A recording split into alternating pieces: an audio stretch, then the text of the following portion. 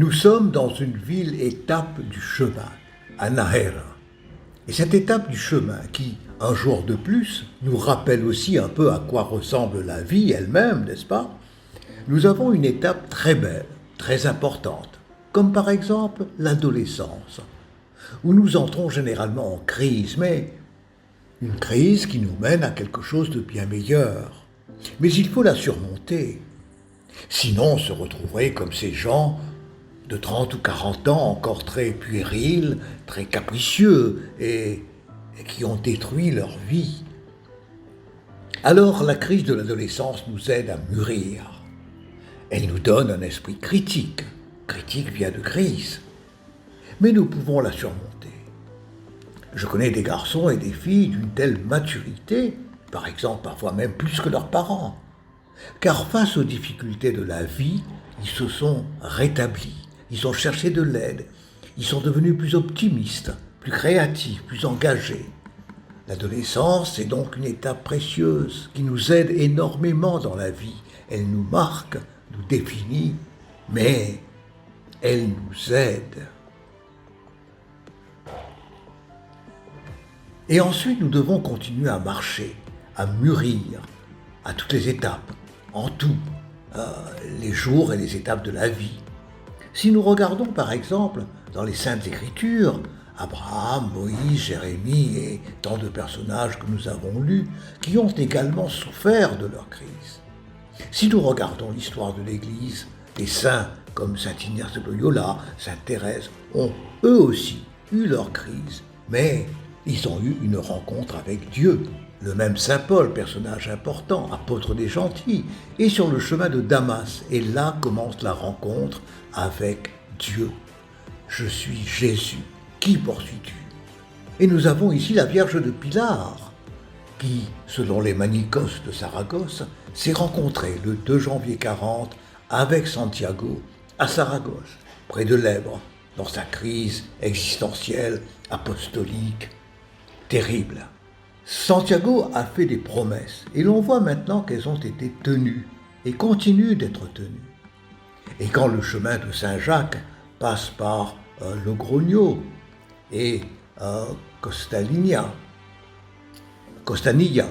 nous voyons comment San José Maria, dont la fête est le 25 juin, a découvert dans les empreintes des pieds nus d'une carmélite l'appel de Dieu de suivre le Seigneur.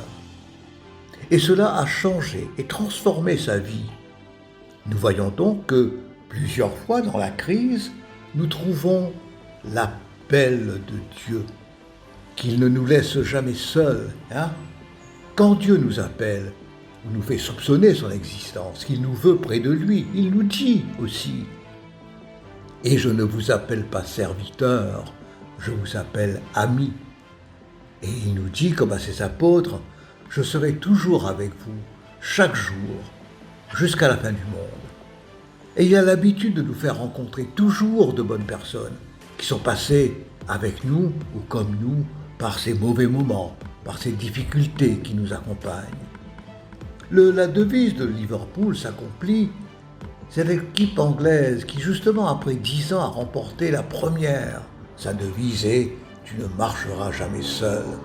Et c'est une chance que nous, des chrétiens, avons dans l'Église. Nous trouvons le soutien, la force des frères, même si nous ne sommes peut-être pas chrétiens. Et il y a aussi la crise, cette crise qui éclate, que quelque chose de très important échoue, comme si tu coules à pic, comme Saint-Pierre dans les eaux du lac.